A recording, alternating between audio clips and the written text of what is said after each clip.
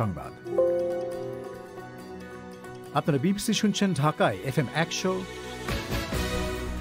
চট্টগ্রামে 88.8, রাজশাহীতে 88.8। আপনারা যেখানে আছেন বিবিসি আপনার সাথেই আছে।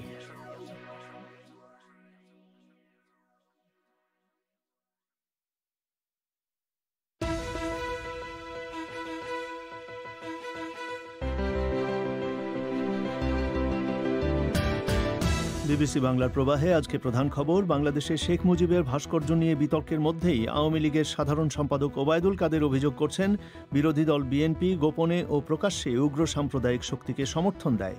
কি জবাব বিএনপির? ভাস্কর্য নিয়ে যে সমস্যাগুলো তৈরি করেছে, আমাদের তো মনে হয় খুব সঙ্গত কারণে মনে হয় একটা সাজানো ঘটনা। আর এই সুযোগে আবার বিরোধী দলের উপর চাওয়া, বিরোধী দলকে আপনার একটা বেকার দেয় ফেলা। শুনবেন এ নিয়ে। আর বাংলাদেশে বেসরকারি বিশ্ববিদ্যালয়ের টিউশন ফি মওকুফ অথবা কমানোর আবেদন করছেন অনেক শিক্ষার্থী। আর ভারতে বিতর্কিত কৃষি আইনে সংশোধনী আনার সরকারি প্রস্তাব প্রত্যাখ্যান করেছেন আন্দোলনরত কৃষকরা। এসব নিয়েই বিবিসি বাংলার প্রবাহ।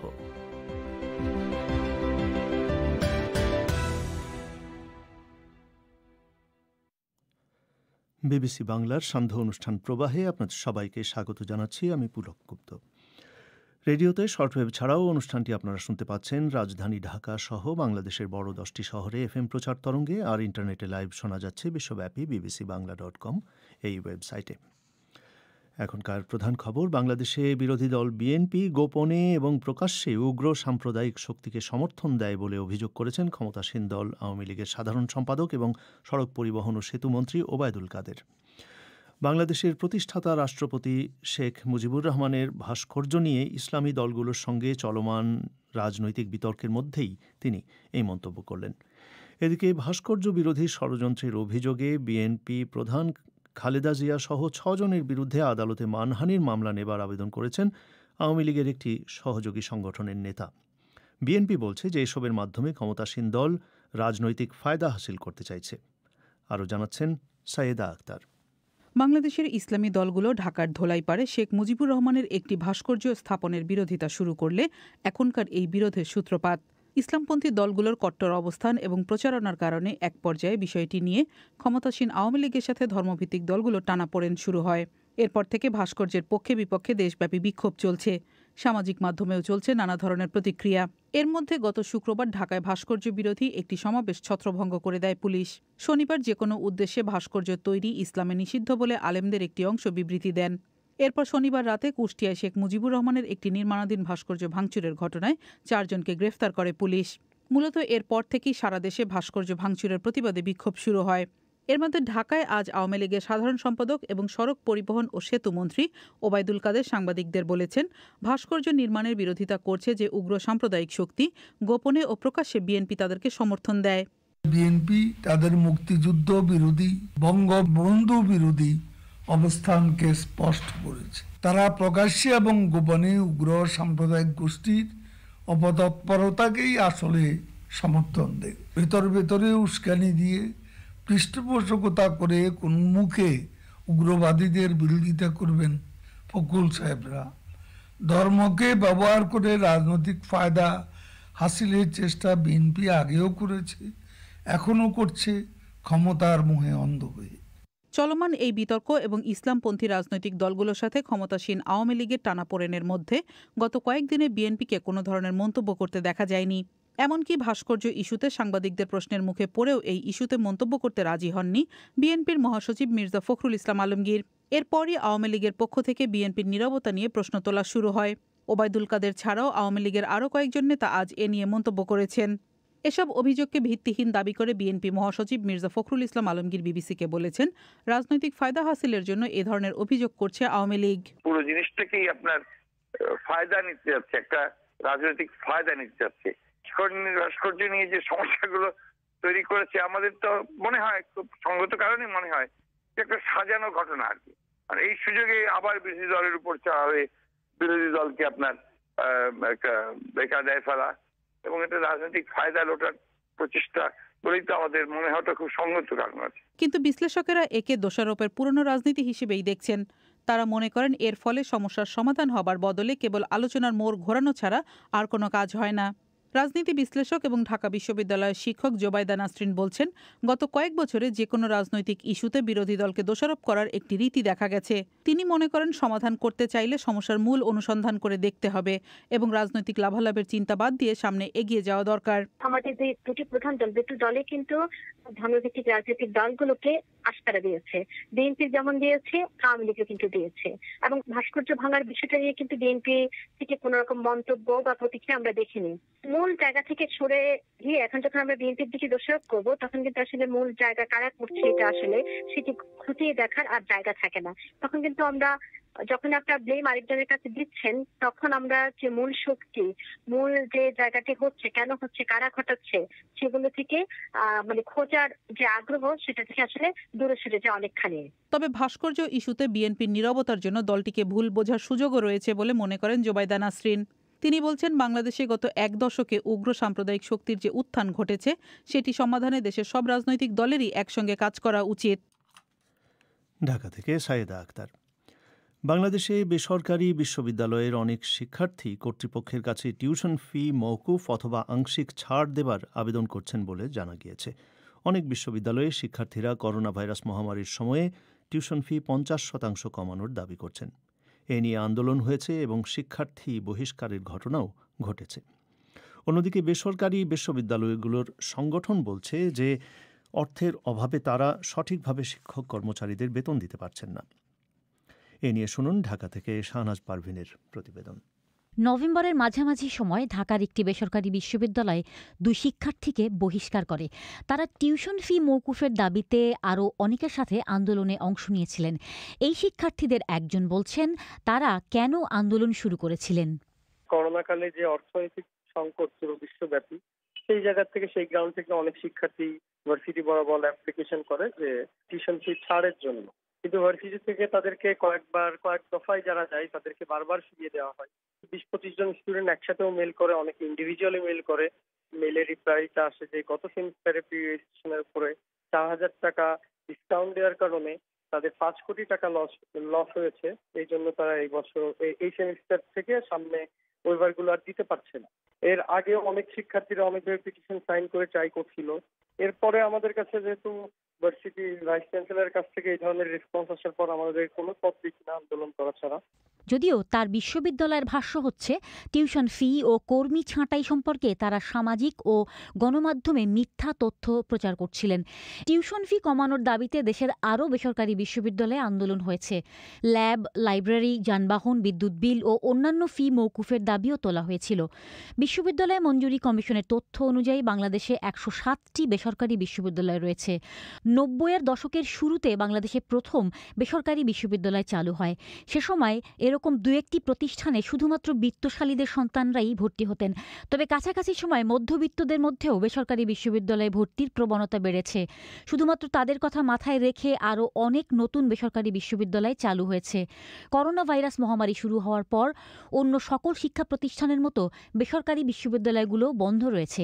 তবে বেশ কিছুদিন হলো অনলাইনে ক্লাস চলছে। মহামারীর শুরুর দিকে এসব প্রতিষ্ঠান টিউশন ফি নিয়ে কিছু না বললেও পরের দিকে অনেকগুলোতেই চাপ দেয়া শুরু হয়। ঢাকার আরেকটি বেসরকারি বিশ্ববিদ্যালয়ের শিক্ষার্থী বলছেন, একসঙ্গে অনেকগুলো টাকা দেয়া তার জন্য কঠিন হয়ে দাঁড়িয়েছে। একটা গ্যাপ হয়ে গেছে করোনার মধ্যে, তো এতদিন আমরা টিউশন ফিটা জমা দিই নাই। যখন আমরা একবারে তো সব এতটা প্রেশার আসলে সম্ভব না, এক একজনের দেখা যায় 50,000-এর উপরে চলে গেছে। তো আমরা চার্জ করছিলাম হচ্ছে 30% ওয়েভার দেওয়ার জন্য। তারা ফার্স্টে রাজি হয়েছিল, আমাদের ফোনে টেক্সটও আসছে, কিন্তু যখন আমরা টাকাটা দিতে গেছি তখন তারা 10% হচ্ছে, এর বেশি দেওয়া যাবে না। এক্ষেত্রে সবার পক্ষেই তো দেওয়া সম্ভব না। কারো হচ্ছে কেউ নিজেও টিউশনই করে হচ্ছে টাকাটা জমায় আর কি পড়াশোনা করতেছে। ওদিকে বিশ্ববিদ্যালয় মঞ্জুরি কমিশন মে মাসের দিকে বিষয়টি নিয়ে একটি নির্দেশনা জারি করেছিল, যাতে টিউশন ফি মওকুফ, হ্রাস বা কিস্তিতে দেবার সুযোগ, ফি আদায়ে শিক্ষার্থীদের মানসিক চাপ না দেওয়ার কথা বলা ছিল। এরপর দেশের পুরনো ও প্রথম সারির বেশ কয়েকটি বেসরকারি বিশ্ববিদ্যালয় বিভিন্ন হারে টিউশন ফি কমিয়েছে। বিশ্ববিদ্যালয় মঞ্জুরি কমিশনের চেয়ারম্যান প্রফেসর কাজী শহীদুল্লাহ বলছেন, টিউশন ফি নিয়ে তারাও শিক্ষার্থীদের কাছ থেকে অভিযোগ পাচ্ছেন। নির্দেশনা যেটা দিয়েছে আমরা হয়তো আবার আরেকটা ফার্দার রিইটারেট করে আবার দিতে পারি, কিন্তু এই ডিফিকাল্ট টাইমস তো এই ডিফিকাল্ট টাইমে কেউ কেউ ওইটা সেরকম ভাবে ইমপ্লিমেন্ট করতেছে না, এবং সেই নিউজটা আমাদের কাছেও মাঝে মধ্যে আসে। টিচাররা, স্টুডেন্টরা তারা এটা বলে, হোপিং যে সামনে যদি ইনশাল্লাহ প্যান্ডেমিকের এই ভ্যাকসিন ট্যাকসিন চলে আসলে যদি আবার ব্যাক টু নর্মালসি না গেলে একটু ডিফিকাল্ট সিনারিও তো থাকবে। পাবলিক ইউনিভার্সিটির টিচারদের তো ওই প্রবলেমটা নাই যেটা প্রাইভেটের আছে। তবে বেসরকারি বিশ্ববিদ্যালয়গুলোর সংগঠন association of private university of বাংলাদেশের প্রধান শেখ কবির হোসেন বলছেন, অর্থের অভাবে তারাও সঠিকভাবে শিক্ষক কর্মচারীদের বেতন দিতে পারছেন না।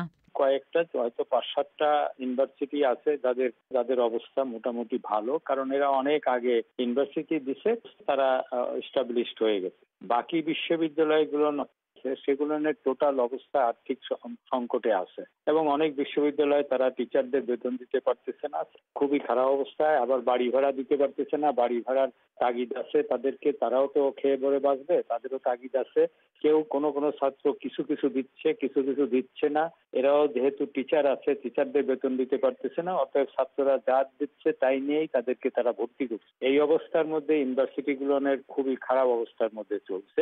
তিনি বলছেন, তারা সরকারের কাছে প্রণোদনার আবেদন জানিয়েছেন, কিন্তু সে ব্যাপারে তারা এখনো কোনো সাড়া পাননি। শাহনাজ পারভিন। শ্রোতাদের জানিয়ে রাখি যে বিবিসি বাংলার আজকের পরিক্রমায় রয়েছে ফোন ইন। এতে স্নায়বিক রোগ এবং নিউরোলজি সংক্রান্ত শ্রোতাদের বিভিন্ন প্রশ্নের জবাব দেবেন national institute of neuroscience and হসপিটালের পরিচালক অধ্যাপক ডাক্তার কাজী দীন মোহাম্মদ। এতে যোগ দিতে চাইলে 017141155578 এই নম্বরে SMS করে আপনার নাম এবং ফোন নাম্বার জানিয়ে দিন। অনুষ্ঠানের আগে আমরাই আপনার সঙ্গে যোগাযোগ করব। আপনারা শুনছেন বিবিসি বাংলার সান্ধ্য অনুষ্ঠান প্রবাহ। জাতিসংঘের একটি জরিপ বলছে যে পৃথিবীর সবচেয়ে ধনী 1% লোক যে পরিমাণ কার্বন নির্গমনের জন্য দায়ী, তা দরিদ্রতম 50% মানুষ যে পরিমাণ কার্বন নির্গমন করছে তার দ্বিগুণেরও বেশি। জাতিসংঘ বলছে, পৃথিবীর জলবায়ুতে বিপজ্জনক পরিবর্তন আনা যদি ঠেকাতে হয়, তাহলে অতি ধনী মানুষদের জীবনধারায় পরিবর্তন আনতে হবে। আরও শুনুন মানসী বড়ুয়ার কাছে। জাতিসংঘের পরিবেশ কর্মসূচি বা ইউএনইপির এক রিপোর্টে বলা হচ্ছে, পৃথিবীর শীর্ষ 10% উচ্চতম আয়ের লোকেরা বিমানের জ্বালানির শতকরা প্রায় 75% ব্যবহারের জন্য দায়ী, আর মাটির ওপরে চলে এমন পরিবহনের 45% জ্বালানি ব্যবহারের জন্য দায়ী এই শীর্ষ ধনীরা। অন্যদিকে দরিদ্রতম পরিবারগুলোর ক্ষেত্রে এই জ্বালানি ব্যবহারের পরিমাণ যথাক্রমে 5 ও 10%। ইউএনইপির নির্বাহী পরিচালক ইঙ্গার অ্যান্ডারসন ওই রিপোর্টের ভূমিকায় লিখেছেন, এক্ষেত্রে ধনীদের দায়দায়িত্বই সবচেয়ে বেশি, এবং প্যারিস চুক্তির লক্ষ্যমাত্রা অর্জন করতে হলে এলিট শ্রেণীর কার্বন ফুটপ্রিন্ট 30% পর্যন্ত কমাতে হবে। রিপোর্টে তাদের জীবনযাত্রায় এজন্য কি কি পরিবর্তন আনা যেতে পারে তাও বলা হয়, যার মধ্যে আছে ব্যক্তিগত বিমান বা হেলিকপ্টারে দীর্ঘ ভ্রমণ কমানো, নবায়নযোগ্য বিদ্যুৎ ব্যবহার এবং নিরামিষ খাদ্য গ্রহণ করার মতো বিভিন্ন পদক্ষেপ। রিপোর্টে আরও বলা হয়, বিশ্বব্যাপী কোভিড-19 মহামারী এবং লকডাউনের কারণে জলবায়ুর ওপর খুব সামান্যই প্রভাব পড়বে, তবে অর্থনীতির পুনরুদ্ধারের ক্ষেত্রে পরিবেশ বান্ধব পন্থা নিলে এবং আগামী 10 বছরের মধ্যে কার্বন নির্গমন 1/4 কমাতে পারলে হয়তো বিশ্বের তাপমাত্রা বৃদ্ধি 2 ডিগ্রি সেন্টিগ্রেডের মধ্যে সীমিত রাখা সম্ভব হতে পারে। মানসী বড়ুয়া। এবারে আজকের আরও কিছু খবর মুয়াজ্জেম হোসেনের কাছে। জাতিসংঘের মানবাধিকার বিষয়ক কমিশনার বলেছেন, ইথিওপিয়ার টিগ্রে অঞ্চলের সংঘাত নিয়ে তিনি গভীরভাবে উদ্বিগ্ন। মিশেল ব্যাশেলেট সেখানকার পরিস্থিতিকে খুবই বিস্ফোরণমুখ বলে বর্ণনা করেছেন। তিনি সেখানে স্বাধীন মানবাধিকার পর্যবেক্ষকদের ঢুকতে দেওয়ার জন্য আহ্বান জানিয়েছেন। টিগ্রে অঞ্চলে টেলিযোগাযোগ একেবারে বন্ধ করে দেয় এবং লোকজনের প্রবেশ সীমিত করে দেওয়ার ফলে বেসামরিক মানুষের উপর কী প্রভাব পড়ছে তা বোঝা যাচ্ছে না। আন্তর্জাতিক ত্রাণ সংস্থা এবং মানবাধিকার গোষ্ঠীগুলোর একটি জোট বলছে, ধনী দেশগুলো করোনা ভাইরাসের টিকা মজুত করছে এবং এর ফলে গরিব দেশগুলোর মানুষ টিকা থেকে বঞ্চিত হবে। দ্য পিপলস ভ্যাকসিন অ্যালায়েন্স নামের এই জোট বলছে, প্রায় 70টি গরিব দেশে প্রতি 10 জনে মাত্র 1 জনকে টিকা দেয়া সম্ভব হবে। এই জোটে অ্যামনেস্টি ইন্টারন্যাশনাল এবং অক্সফামের মতো সংস্থা আছে। ব্রিটিশ সরকার চীনকে বলেছে, কোভিড-19 ভাইরাস কোত্থেকে শুরু হয়েছিল সেটি সবার একসঙ্গে মিলে বোঝা দরকার এবং এটি বৈজ্ঞানিক ভিত্তির উপর দাঁড়িয়েই করতে হবে। চীনের গণমাধ্যমে এই ভাইরাসের উৎস সম্পর্কে বিকল্প তথ্য দেয়া হচ্ছে। বলা হচ্ছে নতুন ধরনের ভাইরাসটি হয়তো চীনের উহান নগরী থেকে আসেনি। ইরাকের কিরকুক শহরের নিরাপত্তা কর্মকর্তারা বলছেন দুষ্কৃতকারীরা দুটি তেলকূপে বিস্ফোরণ ঘটিয়ে আগুন ধরিয়ে দিয়েছে। তারা এর জন্য ইসলামিক স্টেটকে অভিযুক্ত করেছেন। বিস্ফোরণের পর ঘন কালো ধোঁয়ায় আকাশ ছেয়ে গেছে। যুক্তরাষ্ট্রের সুপ্রিম কোর্টের এক রুলিংয়ের পর নভেম্বরের নির্বাচনের ফলাফল উল্টে দেয়া প্রেসিডেন্ট ট্রাম্পের জন্য আরও কঠিন হয়ে পড়েছে।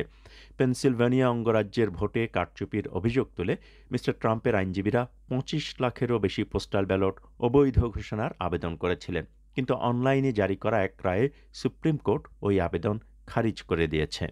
ব্রাজিলের বিমান সংস্থা গোল জানিয়েছে তারা তাদের সার্ভিসে নতুন করে বোয়িং 737 ম্যাক্স বিমান চালাবে। কয়েকদিনের ব্যবধানে দুটি যাত্রীবাহী এরকম বিমান বিধ্বস্ত হওয়ার পর নিরাপত্তা নিয়ে উদ্বেগের কারণে গত বছর মার্চে সারা বিশ্বে বোয়িংয়ের এই বিমানটি ওড়ানো বন্ধ করে দেওয়া হয়েছিল। এবারে খেলার খবর।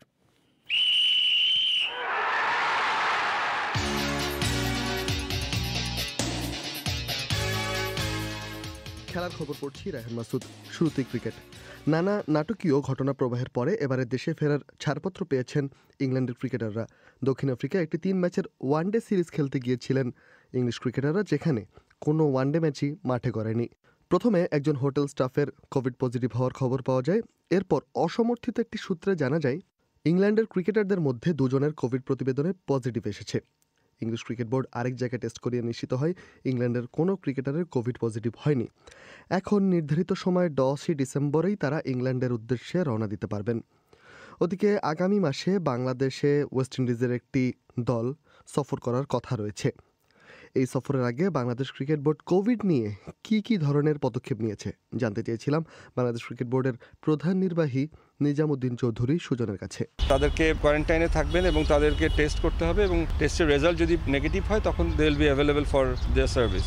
কোভিড-19 প্যান্ডামিক এর মধ্যে যে খেলাগুলো হবে বা আগামীতেও যে বাইলেটারাল সিরিজগুলো হবে, এখানে কিছু মেডিকেল প্ল্যানিংয়ে কিছু ইনক্লুশন আছে, তার মধ্যে এটা একটা অংশ। এডিশনাল ম্যাচ আয়োজনের এখন পর্যন্ত কোনো পরিকল্পনা নেই আমাদের। যে সমস্ত বোর্ডের সাথে সিরিজগুলো পোস্টপোন হয়েছে তার সেই সমস্ত বোর্ডের সাথে আমাদের ক্রিকেট অপারেশন যোগাযোগ রাখছে এবং এর মধ্যে কোনটা ফিট ইন করা যায় সেটার ব্যাপারে কাজ করছে। বঙ্গবন্ধু টি-20 কাপে আগামীকাল মুখোমুখি হচ্ছে ঢাকা এবং খুলনা। অন্য একটি ম্যাচে বরিশাল ও চট্টগ্রাম। দীর্ঘদিন ধরে ক্যান্সার ও হৃদরোগের সমস্যায় ভুগে মারা গেছেন আর্জেন্টিনার সাবেক কোচ আলেহান্দ্রো সাবেয়া। 2014 বিশ্বকাপে সাবেয়ার অধীনে আর্জেন্টিনা বিশ্বকাপের ফাইনালে ওঠে। তিনি ছিলেন সম্প্রতি মৃত্যুবরণ করা দিয়েগো ম্যারাডোনার জাতীয় দল সতীর্থ। ইউএফা চ্যাম্পিয়ন্স লিগ থেকে বাদ পড়তে পারে স্পেনের club Real Madrid. German club Borussia মনশেনগ্লাডবাখের সাথে ম্যাচ রয়েছে আজ। এই ম্যাচে শুধু জিতলেই হবে না, ইন্টার মিলান ও শাখতার দোনেস্কের ম্যাচের দিকেও নজর রাখতে হবে ক্লাবটির ভক্তদের। আজও সামাজিক যোগাযোগ মাধ্যম সরগরম করে রেখেছে মেসি ও রোনালদোর ভক্তরা। লিওনেল মেসির বার্সেলোনা 3-0 গোলে হেরে গিয়েছে ক্রিস্টিয়ানো রোনালদোর জুভেন্টাসের কাছে। এদিকে ম্যানচেস্টার ইউনাইটেড আরবি লেপজিগের কাছে 3-2 গোলে হেরে বিদায় নিয়েছে চ্যাম্পিয়ন্স লিগের গ্রুপ পর্ব থেকে। ইউরোপিয়ান ফুটবলের নিয়ন্ত্রক সংস্থা ইউএফার এক কর্মকর্তার মন্তব্যকে কেন্দ্র করে মাঠ ছেড়ে বের হয়ে যান ইস্তানবুল বাসাকশেহির ও প্যারিস সেন্ট জার্মেইয়ের ফুটবলাররা।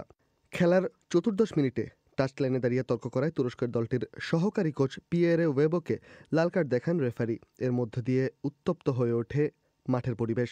টাচলাইনে দাঁড়িয়ে বর্ণবাদের অভিযোগ তোলেন ক্যামেরুনের সাবেক স্ট্রাইকার ওয়েবো। এরপর বাসাকশেহিরের অন্য স্টাফ ও খেলোয়াড়রা প্রথমে মাঠ ছাড়েন, তারপর মাঠ ছাড়েন প্যারিস সেন্ট জার্মেইয়ের খেলোয়াড়রা। ইউরোপিয়ান ফুটবলের নিয়ন্ত্রক সংস্থা ইউএফা বলছে এই বিষয়টি তদন্ত করা হবে এবং এই ম্যাচটি আপাতত স্থগিত রয়েছে। রায়হান মাসুদের কাছে শুনছিলেন খেলার খবর। ভারতে 3টি বিতর্কিত কৃষি আইনে সংশোধনী আনবার যে প্রস্তাব সরকার দিয়েছিল, সেদেশের আন্দোলনরত কৃষক নেতারা আজকে তা প্রত্যাখ্যান করেছেন। নিজেদের মধ্যে বৈঠকের পর তারা জানান যে আইনগুলো পুরোপুরি বাতিল করা ছাড়া অন্য কোনো সমাধানই তাদের কাছে গ্রহণযোগ্য হবে না এবং আগামী সোমবার 14 ডিসেম্বর তারা আবার দেশব্যাপী প্রতিবাদ কর্মসূচি পালন করবেন। ভারতের হাজার হাজার কৃষক এই আন্দোলন চালিয়ে যাচ্ছেন গত 26 নভেম্বর থেকে। দিল্লি থেকে অনুষ্ঠানে যোগ দিচ্ছেন সহকর্মী শুভজ্যোতি ঘোষ। শুভ, কি খবর সর্বশেষ? পুলক, যেটা আজকে দাঁড়ালো সন্ধেবেলায় যে পরিস্থিতি আরো জটিল হয়ে উঠল, 13টি কৃষক সংগঠনের কাছে এর আগে সরকারের পক্ষ থেকে লিখিতভাবে জানানো হয়েছিল যে তারা তাদের কয়েকটা দাবি আংশিকভাবে মেনে নিতে প্রস্তুত। যেমন মিনিমাম সাপোর্ট প্রাইস, কৃষি পণ্যের জন্য যে সহায়ক মূল্য সরকার দিয়ে থাকে সেটার ব্যাপারে লিখিত আশ্বাস তারা দেবেন এমনও বলেছিলেন, কিন্তু কৃষক সংগঠনগুলো বলে দিয়েছে তারা এই দাবি মানবে না, আইন রদ করা না পর্যন্ত তাদের আন্দোলন চলবে। এবং এখন যেমন কয়েকটা হাইওয়ে ইতিমধ্যেই অবরুদ্ধ হয়ে আছে, এর পাশাপাশি তারা দিল্লি জয়পুর হাইওয়ে বন্ধ করে দেবেন, রিলায়েন্স গোষ্ঠীর মলগুলো বর্জন করবেন, এই ধরনের আন্দোলন আরো ছড়িয়ে দেবেন এবং পরিস্থিতি আরো জটিল হয়ে উঠবে, এটা বোঝাই যাচ্ছে। শুভ, আপনাকে ধন্যবাদ। এদিকে ভারতের এই কৃষকদের আন্দোলন আজ 2 সপ্তাহ পূর্ণ করেছে, আর এই পুরো সময়টা জুড়ে হাজার হাজার কৃষক টিকরি, সিংঘু সহ রাজধানী দিল্লির বিভিন্ন প্রবেশপথ অবরোধ করে রেখেছেন। এই আন্দোলনে নেতৃত্ব দিচ্ছেন মূলত পাঞ্জাবের কৃষকরাই, এবং তারা যেভাবে বেশ কয়েক মাসের রসদপত্র নিয়ে দিল্লিতে এসেছেন তা কার্যত নজিরবিহীন। দিল্লির ডিসেম্বরের শীত সামাল দিতে তারা ট্রাক্টরগুলোকে বানিয়েছেন অস্থায়ী তাঁবু, 24 ঘন্টা রান্নাবান্নার ব্যবস্থা হয়েছে, রুটি মেশিনে তৈরি হচ্ছে হাজার হাজার রুটি। তাদের মনোবল বাড়াতে পাঞ্জাব থেকে নিয়মিত শিল্পী ও অভিনেতা তারকারা আসছেন। কিভাবে এই কৃষকরা এত লম্বা এক আন্দোলনের জন্য প্রস্তুতি নিয়েছেন দিল্লি থেকে জানাচ্ছেন শুভজ্যোতি ঘোষ।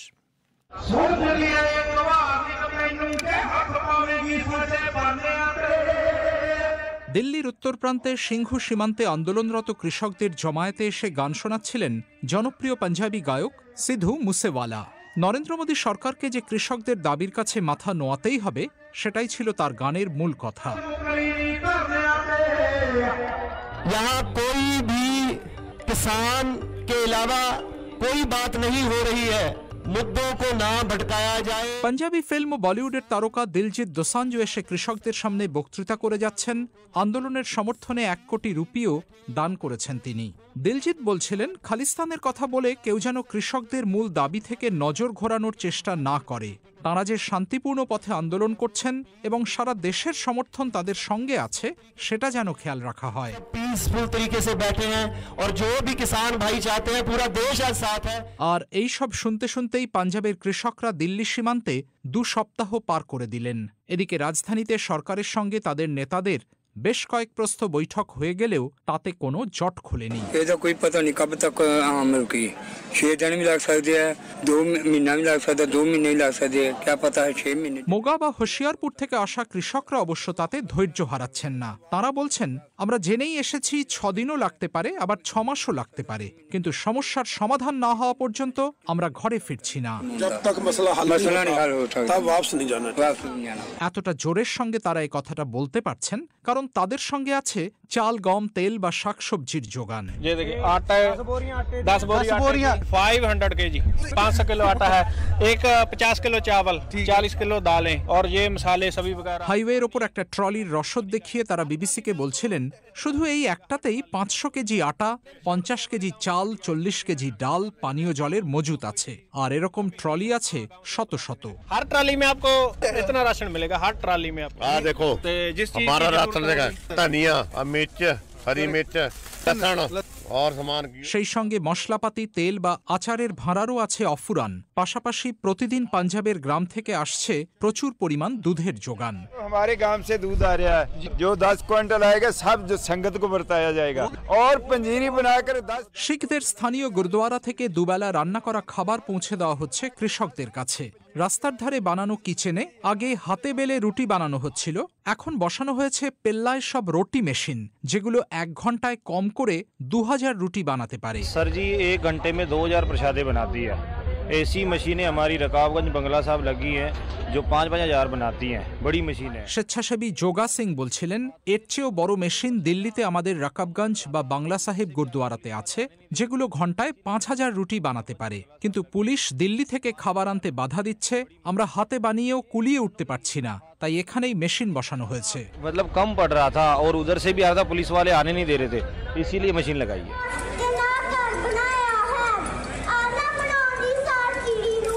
খাওয়া দাওয়ার পাশাপাশি চলছে সভা সমাবেশ, বক্তৃতা আর গুরবানির পাঠ। গতকাল মুক্তসর সাহিব থেকে দাদুর হাত ধরে টিকরি বর্ডারে এসে এমনই এক সভায় কবিতা শুনিয়ে গেছে 10 বছরের বাচ্চা মেয়ে জশকিরত কাউর। व्यवस्था की কৃষকদের মনোবলে এখনো বিন্দুমাত্র ভাঁটা পড়েনি বলাই বাহুল্য। খালসা এইড ফাউন্ডেশন সহ শিখদের বিভিন্ন স্বেচ্ছাসেবী সংস্থা ত্রাণ পাঠিয়ে যাচ্ছে।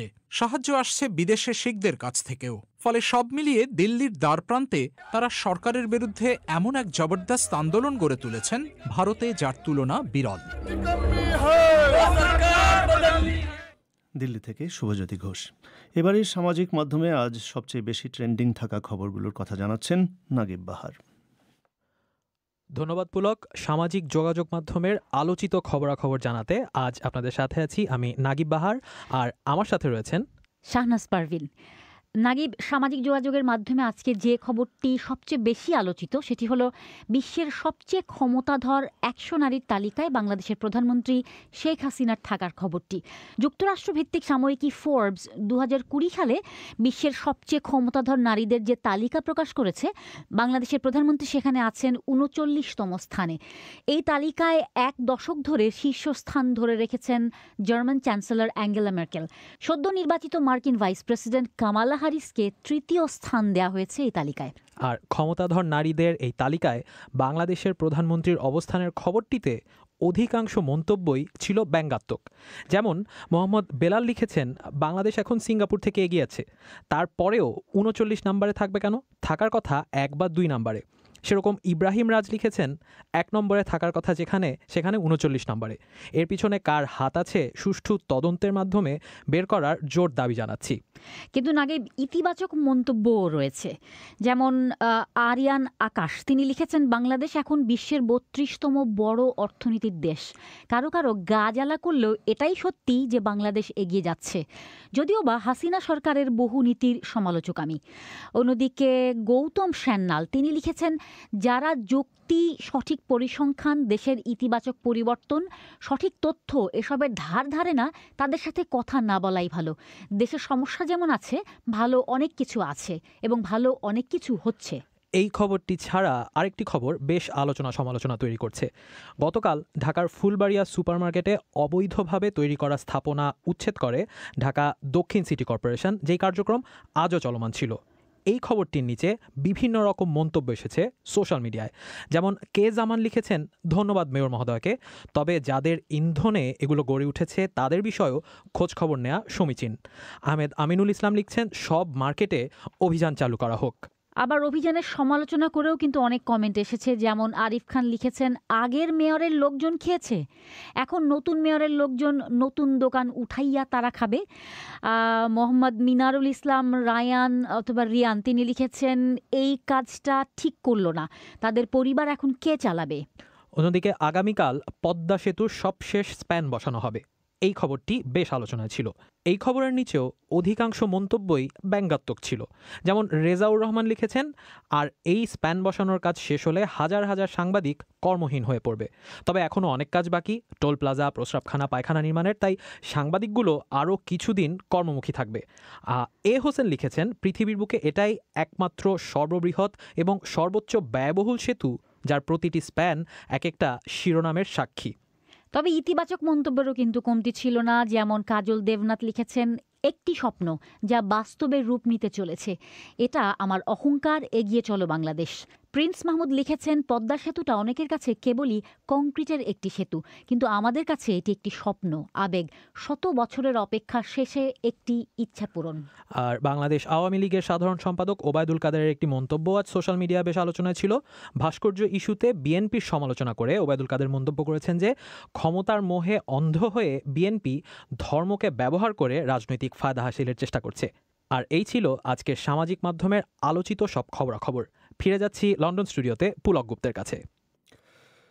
আর অনুষ্ঠান শেষ করবার আগে আজকের প্রধান খবরগুলো আরেকবার। বাংলাদেশে শেখ মুজিবের ভাস্কর্য নিয়ে বিতর্কের মধ্যেই আওয়ামী লীগের সাধারণ সম্পাদক ওবায়দুল কাদের অভিযোগ করেছেন যে বিরোধী দল বিএনপি গোপনে এবং প্রকাশ্যে উগ্র সাম্প্রদায়িক শক্তিকে সমর্থন দেয়। বিএনপি বলছে যে এসবের মাধ্যমে ক্ষমতাসীন দল আসলে রাজনৈতিক ফায়দা হাসিল করতে চাইছে। শেষ করছি আজকের প্রবাহ। আমাদের পরবর্তী অধিবেশন পরিক্রমা বাংলাদেশের সময় আজ রাত 10:30, ভারতের সময় 10টায় শুনবেন আশা করে। লন্ডন থেকে আমি পুলক গুপ্ত আপাতত এখানেই বিদায় নিচ্ছি। ভালো থাকবেন।